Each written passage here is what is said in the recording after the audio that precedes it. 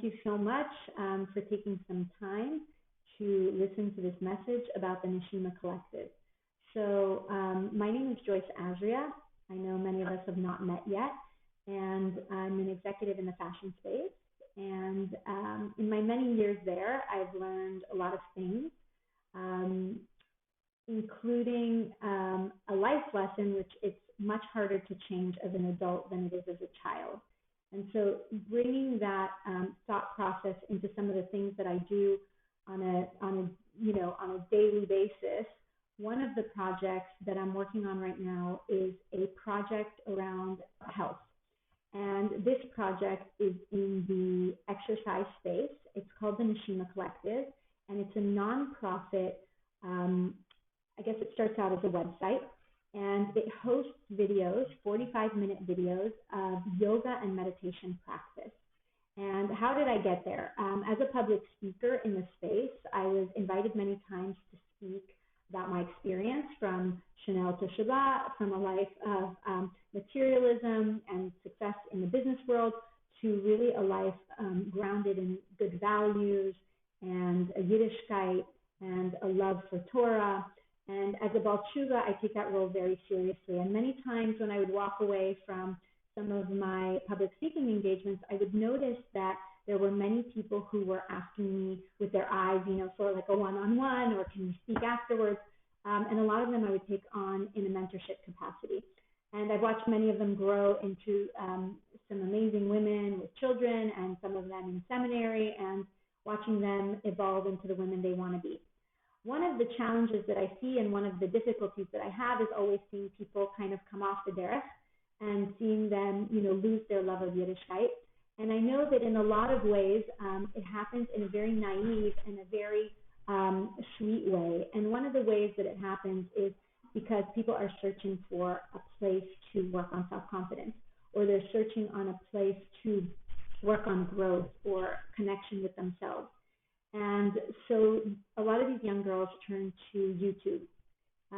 And, it's something we don't want to hear, but it's a reality. And they look for inspiration, whether it's on Instagram, YouTube, or a lot of these different channels. And they really, really look to connect. They look to connect with themselves. They look to be accepted in a community. They look to individuate from what their parents have taught them and bring about their own values and their own commitments. And being that I speak to so many girls at this age, I see that it's really a struggle, and that, myself having daughters, or me myself, whether I want to work off baby weight and just come back into like a connection with myself, which ultimately always mirrors my connection with Hashem, I find myself too lost sometimes. I don't feel comfortable going to a gym. I want to uphold how I feel in my love of Yiddishkeit. And so a lot of times I'll search for kosher workouts, or Orthodox workout, or Tznius workout, and I'm left with very little. And the things that are produced are not in line with some of the beautiful things that are being produced in the non-Torah world, or in the world that's not learning or growing or has their attention there. And so upon meeting somebody very, very special in Israel, I began to work out to yoga videos that were designed around the Parsha and designed around the Chagim, and learning about amazing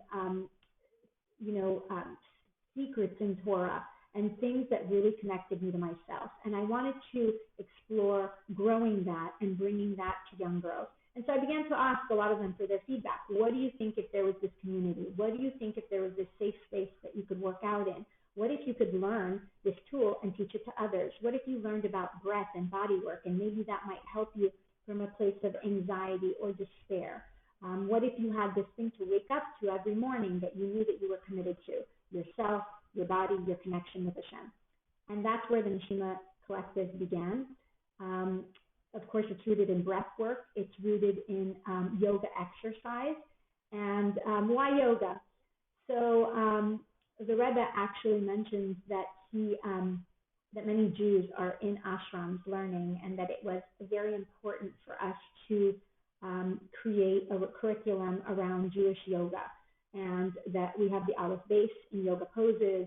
and that it teaches us kind of this stillness. And so what an opportunity I saw, and what an opportunity I felt that could be brought to some of these girls that I was mentoring, and what a gift to be able to teach somebody this when they're young, and that as they go through their life challenges, they may bring it back up and have a place to connect to Hashem and connect to themselves.